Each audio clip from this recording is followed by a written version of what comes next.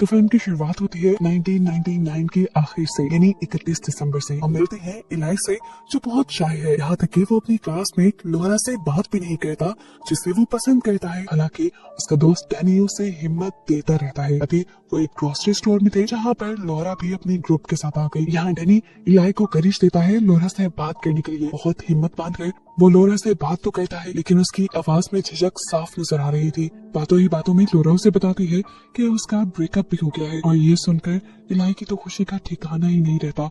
वो इलाई को ये भी बता देती है कि रात को वो अपने क्लास फेलो क्रिस की न्यू ईयर पार्टी में भी जा रही है, लेकिन यहाँ का इनविटेशन तो इलाई को मिला ही नहीं था। वो उदास घर आ जाता है, जहाँ पर डैनी उसे उल्टा डांटने लग जाता है और कायर कहने लगता है, क्योंकि वो एक लड़की से भी सही से बात नहीं कर पाया था। यहाँ इलाई को भी गुस्सा आ जाता है और वो गुस्से में ड्राइंग शुरू कर देता है। और जब ये दोनों नशे में धुत हो जाते हैं, तो ये फैसला करते हैं क्रिस की पार्टी में जाने का, जहाँ से इन्हें इन्विटेशन भी नहीं आया था। यहाँ जाकर इलाई लोरा से बात करने की कोशिश करता है, लेकिन तभी क्रिस और उसका ग्रुप आकर लोरा को वहाँ से ले जाते हैं। उदास होकर वो डैनी के पास जाने लगता है, जहाँ डैनी लड़कियों को इम्प्रेस करने के लिए इलाई को ही रोस्ट करने लग जाता है। और ऐसे इलाई का मूड और खराब हो जाता है। वो अब इस पार्टी से भागना चाह रहा था।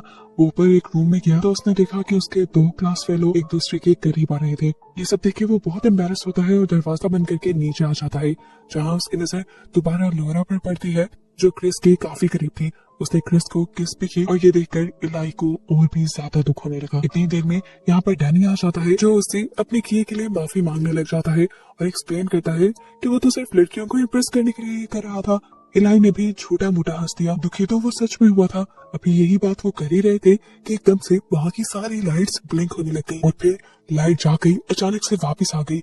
लाइट के आते ही एक लड़की की चीखने की आवाज सुनाई दी। इन्होंने रूम में जाकर देखा तो लड़की साइड पर छुप के बैठी हुई थी, और उसके साथ जो लड़का था वो मर चुका था। बिना कुछ सोचे समझे ये सब लोग मिलकर उस लड़की को इल्जाम देने लगते हैं कि उस लड़के ने इस लड़के का मर्डर किया है। ये सुनकर वो लड़की बुरी तरह डर जाती है और लोरा उसे संभालने के लिए बैठ जाती है। उस लड़के ने सबको बताया कि जब लाइट गई थी ये बिल्कुल ठीक था, लेकिन लाइट आने पर उसकी हालत ये हो गई।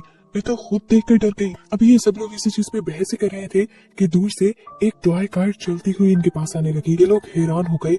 इस कार के दो हाथ भी थे। इस कार ने एक स्प्रे निकालकर एक लड़के के मुंह पे पॉइंट कर दिया। ये सब लोग उसे देखकर हंसने लगे, लेकिन तभी कार ने दूसरे हाथ से लाइटर चलाकर उस स्प्रे से उस आग को बहुत ज्यादा भड़का दिया कि सामने वाले लड़के का मुंह जल गया और उसकी वहीं पर मौत हो गई। ये भयानक नजारा देखकर यहाँ सभी बच्चों में हलचल मच गई। अफरा तफरी में सब इधर उधर भागने लगे, और सिचुएशन ज्यादा तब बिगड़ गई जब एक के बाद एक यहाँ पे रखे हुए सभी इलेक्ट्रॉनिक गैजेट्स से इन सब इंसानों के ऊपर हमला करने लगे। एक लड़के के ऊपर मिक्सर ग्राइंडर ने हमला कर दिया, दूसरे के ऊपर डीवीडी प्लेयर्स के अंदर से डीवीडीज निकलकर हमला करने लगे, यहाँ तक के स्विचेस में खुद बाहर निकल कर दूसरे लोगों को करंट लगाने लगे। यहाँ हम देखते हैं कि लोरा, इलाई और डैनी इकट्ठे खड़े हुए थे।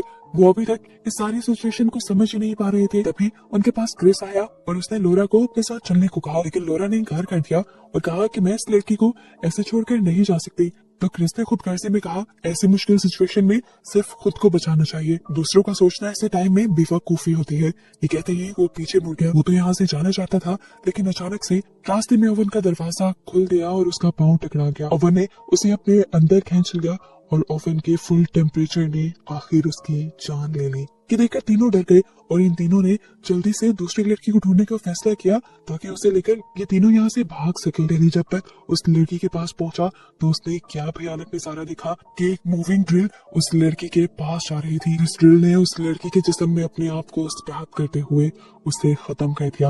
अब वो डैनी की तरफ बढ़ी उसे मारने के लिए, लेकिन डैनी ने उसके ऊपर पाँव मारकर अपने आप को उससे बचा लिया और उस मशीन को ही तोड़ दिया। अब ये सब लोग भागते हुए एक गिराज में आ गए। लोरा, डैनी और इलाई के अलावा भी यहाँ थोड़े से स्टूडेंट्स बच गए थे, जिन्हें समझ नहीं आ रहा था कि अब ऐसी सिचुएशन में करना क्या चाहिए। ये सभी जब इन सारी चीजों के बारे में सोच रहे थे तो एक लड़का बोला, मैं जानता हूँ ये क्या है, ये Y2K है। सबने पूछा Y2K वो क्या है? लड़के ने बताया ये एक बग है और बहुत से रूमर्स फैले हुए थे कि जैसे ही सन 2000 आएगा Y2K सारे कंप्यूटर्स में बग ले आएगा और सारी टेक्नोलॉजी को तबाह कर देगा। लेकिन ये Y2K इस तरह इलेक्ट्रॉनिक गैजेट से इंसानों के ऊपर भी हमला करवाएगा और इंसानों को भी टारगेट बनाएगा, ये किसी ने नहीं सोचा था। दुनिया में बहुत सारे इलेक्ट्रॉनिक गैजेट्स थे, अगर वो सारे ही ऐसा बिहेव करने लगे थे तो समझ लो कि इंसानों के पास बचने का बहुत ही थोड़ा मौका था। वो लड़का बताता है अगर हमें बचना है तो एक ऐसी जगह जाना होगा जहाँ कोई भी इलेक्ट्रॉनिक चीज ना हो। तो लोरा जल्दी से उन्हें एक फैक्ट्री के बारे में बताती है जहाँ सारा काम हाथ वाली मशीनों के जरिए होता है। यहाँ तक कि वहाँ बिजली और कंप्यूटर भी नहीं थे। इन्हें जल्द से जल्द अब उस फैक्ट्री के लिए निकलना था, तो ये सभी लोग जल्दी पहुँचने के लिए तरह तरह की चीजें ले लेते हैं, जैसे कोई साइकिल, कोई स्केटबोर्ड, तो कोई स्केट शू पहनकर तैयार हो जाता है। डैनी को याद आया कि उसका बैग भी था जो उठाना उसके लिए बहुत ज्यादा जरूरी था। जैसे ही उठाने के लिए उसे पीछे की तरफ मुड़ा तो एक रोबोट ने दरवाजे के पीछे से उसके ऊपर हमला कर दिया और एक नोकीली चीज उसके जिस्म में स्टैब करते हुए उसे मार दिया। इलाई उसे बचाने के लिए भी गया था, लेकिन डैनी मर चुका था और इलाई उसकी मौत से बहुत ज्यादा दुखी हुआ था। अब सबको वो खतरे में नहीं डाल सकता था, इसलिए अपने दोस्त डैनी को छोड़कर वो सभी लोगों के साथ बाहर निकलता है, जहां बाहर जाते ही एक इलेक्ट्रिक टावर इनके एक ग्रुप मेंबर को अपनी तरफ खींचकर करंट लगाकर मार देता है। एक दूसरी मौत ने इन्हें चौंका दिया था, लेकिन अभी दुख मनाने का टाइम नहीं था। सभी लोग उसको भी यहीं पर छोड़कर आगे बढ़ गए। नीचे हमें देखने को मिलता है वो रोबोट जिसने डैनी को मारा था वो बाहर आ जाता है और दूसरे मरे हुए इंसान की बॉडी से कोई चीज निकाल कर अपने अंदर फिट कर लेता है, जिससे उसकी प्रोग्रामिंग और भी ज्यादा स्ट्रॉन्ग हो जाती है। ये ग्रुप भी अब उस पुरानी फैक्ट्री के रास्ते में ही थे, लेकिन जंगल में आने पर ये लोग थक गए। यहाँ अंधेरा भी बहुत था कि लोग यही आराम करने का डिसाइड करते हैं।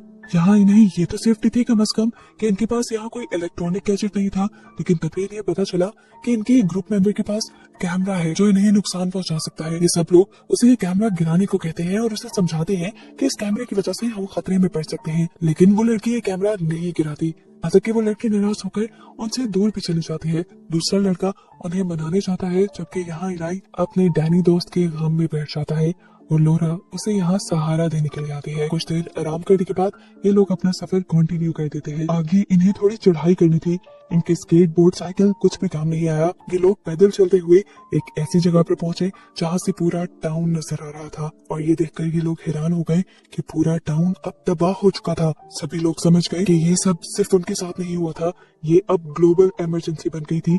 पूरी दुनिया के लोग इसी खतरे में थे, इसी मुसीबत में थे। आखिरकार ये लोग अब उस पुरानी फैक्ट्री तक भी पहुंच जाते हैं। लेकिन यहाँ पर इलाई का एक फ्रेंड और कुछ और सर्वाइवर्स भी थे। वो इलाई से जब डैनी के बारे में पूछता है तो इलाई और भी ज्यादा उदास हो जाता है और वो लड़का समझ जाता है कि डैनी अब इनके दरमियान में नहीं रहा। यहाँ पर लोरा का एक्स बॉयफ्रेंड भी था, जिसे देखकर लोरा ने उसे फौरन से गले लगा लिया और यहाँ इलाई का दुख और भी ज्यादा बढ़ गया। ये लोग यहाँ पर इस मसले से कैसे निकले इसी को डिस्कस कर रहे थे कि अचानक लोरा के बॉयफ्रेंड को बाहर एक रोबोट दिखता है, जिसे वो उठाकर अंदर ले आता है।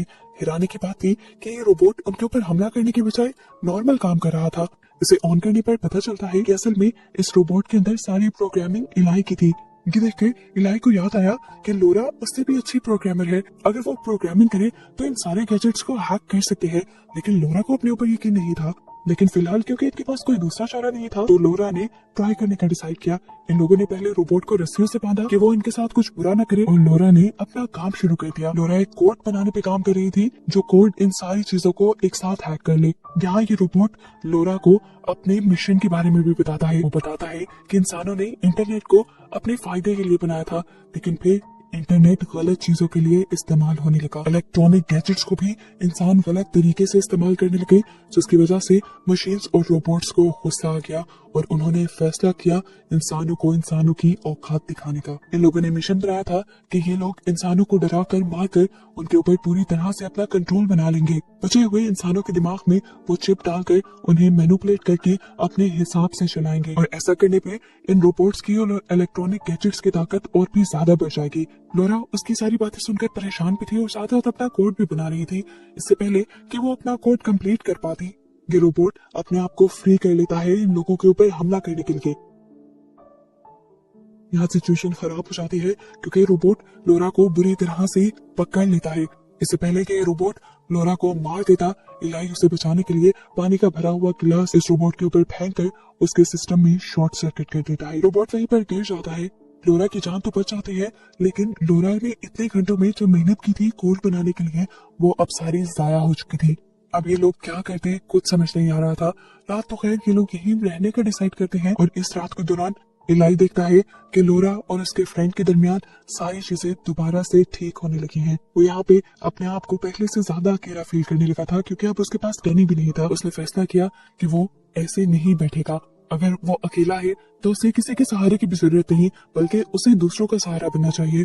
टाउन में बचे हुए बाकी फंसे हुए लोगों को बचाने में उनकी मदद करनी चाहिए। वो अपने साथ यहाँ से 2 और लोगों को अपने मिशन में मिला लेता है और रात के अंधेरे में जाने लगता है। जाने से पहले लोरा उसके पास आती है और उसे ऐसा करने से मना करती है, क्योंकि ऐसा करने से इलाही की जान खतरे में पड़ सकती थी। जिस पर इलाही उसे जवाब देता है कि अगर डैनी जिंदा होता तो वो कभी चुप करके न बैठता, वो जरूर हमारी मदद के लिए आता। उसकी बात सुनकर लोरा कहती है, अगर ऐसी ही बात है तो मैं भी तुम्हारे साथ जाऊंगी। जिस पर इलाही ने जवाब दिया, नहीं, हमें तुम्हारी कोई जरूरत नहीं, तुम अपनी लाइफ गुजारो। तुम वैसे भी हम जैसे लूजर्स के साथ रहना क्यों पसंद करोगी। आज पहली मर्तबा इलाही इतने कॉन्फिडेंस से लोरा से बात कर रहा था। उसने बहुत सारी दुखिया बातें कहती थी। लोरा इनका बुरा नहीं मनाती, क्योंकि वो जानती है कि ये सब इलाही दुख में कह रहा है। उनके जाने के बाद लोरा ने दोबारा से कोड बनाना शुरू किया और इस मर्तबा वो पहले से ज्यादा जल्दी कामयाब भी हो गई। यहाँ पर इलाही, ऐश और उनका एक और दोस्त जा ही रहे थे कि तभी इनके पीछे वही रोबोट आ गया। उसने इलाही की साथी के हाथ से कैमरा छीना और उसके ऊपर हमला कर दिया। इससे पहले कि वो इन लोगों को कोई नुकसान पहुंचाता, पीछे से यहाँ पर लोरा भी आ गई। अपने एक साथी के साथ उन्हें देखकर इन लोगों ने सुख का सांस लिया। इन लोगों को बचाने के लिए सबसे पहले इलाही का दोस्त उस रोबोट के ऊपर हमला कर देता है, लेकिन इस रोबोट से लड़ना उसके बस में कहा था। रोबोट ने उसे ओवरपावर कर दिया और कुछ ही देर में उसे मार डाला। उसकी मौत को देखकर ये सभी शॉक रह गए। ये सब लोग अब घबरा गए थे, डर गए थे। अपने आप को बचाने के लिए ये लोग यहाँ मौजूद एक पोर्टेबल टॉयलेट के अंदर छुप जाते हैं, जबकि रोबोट इनके ऊपर हमला करने के लिए इन्हें पकड़ने की कोशिश करता है। यहाँ तक कि वो तो इलाही के बैग को भी पकड़ लेता है, लेकिन इलाही जोर लगाकर अपना बैग छुड़ाने में कामयाब हो जाता है और टॉयलेट का दरवाजा भी बंद कर देता है। उसे में रोबोट इस टॉयलेट को धक्का दे देता है और ये लोग ढलान से स्लिप होकर नीचे गिर जाते हैं। शुक्र था कि ये लोग इस हादसे से बच गए। ये लोग एक नदी के पास गिरे थे, जहाँ से इन्होंने पानी पिया। ये लोग फ्रेश हुए और दोबारा से टाउन की तरफ अपना सफर शुरू कर दिया। ये लोग टाउन की एक ऐसी शॉप पे पहुंचते हैं जहाँ पर बहुत कम गैजेट्स थे। यहाँ जाकर इन्होंने देखा कि शहर का सबसे मशहूर रैपर यहाँ था, जिसने कई ये लोग हैरान हो गए। उसने बताया कि मेरे भी सभी दोस्तों को इन गैजेट्स ने मार दिया है और मैं अपनी जान बचाने के लिए यहाँ छुपा हुआ हूँ। उसको लोरा बताती है कि मैंने एक ऐसा किल कोड बनाया है जिससे इन सभी गैजेट्स को हैक करके इनके इस जुल्म को रोका जा सकता है। असल में ये सारे गैजेट्स एक ही प्रोग्रामिंग पर काम कर रहे हैं। अगर उस प्रोग्रामिंग में इस किल कोड को डाल दिया जाए तो ये सभी चीजें बंद हो जाएंगी। लोरा ने ये भी पता चला दिया था कि नेटवर्क की प्रोग्रामिंग हाई स्कूल से की जा रही थी और अपना मिशन कंप्लीट करने के लिए अब इन्हें हाई स्कूल जाना था। बिना आवाज किए छुपते छुपाते आखिर ये लोग हाई स्कूल भी पहुंच जाते हैं, जहाँ कंप्यूटर लैब में जाकर ये लोग दुनिया का सबसे बड़ा कंप्यूटर देखते हैं, जहाँ से ये रोबोट्स हर चीज कंट्रोल कर रहे थे। इससे पहले कि ये लोग अपने डिवाइस उस प्रोग्रामिंग में लगाते, यहाँ पर एक छोटा रोबोट आकर इनके ऊपर हमला शुरू कर देता है। लोरा और बाकी साथियों को बचाने के लिए इनका एक साथी उस रोबोट के सारे हमले अपने ऊपर ले लेता है और आखिर दम तोड़ देता है। ये लोग अगले रूम में जाते हैं तो सबसे ज्यादा शॉकिंग नजारा दिखते हैं कि ये रोबोट्स तो इतनी जल्दी अपना काम आगे बढ़ा रहे थे। इन्होंने इंसानों को कैद किया हुआ था और ये लोग अब इंसानों की बॉडी में अपनी चिप्स लगा रहे थे, जिससे ये लोग इंसानों को खुद कंट्रोल कर सके। सिचुएशन बहुत ज्यादा खराब थी। यहाँ पर वो मशहूर सिंगर सभी लोगों का ध्यान भटकाने के लिए गाना गाना शुरू कर देता है और पीछे से लोरा अपना काम शुरू कर देती है। कुछ ही देर में वो किल कोड प्रोग्राम के ऊपर अपडेट हो जाता है और सभी चीजें, सभी एआई रोबोट्स एकदम से ही काम करना बंद कर देते हैं। यानी कि इनका मिशन सक्सेसफुल हो गया था। जितने भी इलेक्ट्रॉनिक गैजेट्स यहाँ पे तबाही मचा रहे थे वो सारे भी बेजान होकर गिर गए। और फिर हमें मूवी में 5 साल बाद का सीन दिखाया गया कि अब लोरा और इलाही साथ थे। वो लोग डैनी की ग्रेव पे आए थे। उसे याद करने के लिए सभी बच्चे अपने दोस्तों को आज भी याद करते थे। वैसे तो वो एआई ग्लिच खत्म हो गया था, लेकिन तभी हमें इनकी एक डिवाइस पर एक ग्लिच दिखाई गई और ये वो पॉइंट था जब लोरा और उसके सारे साथियों को पता चला कि वो एआई सिस्टम अभी भी पूरी तरह खत्म नहीं हुआ, तो तबाही अभी भी फैला सकता है। अब आगे ये कौन सा खतरा लेके आएगा, इसी मिस्ट्री के साथ ये मूवी यहाँ पर एंड हो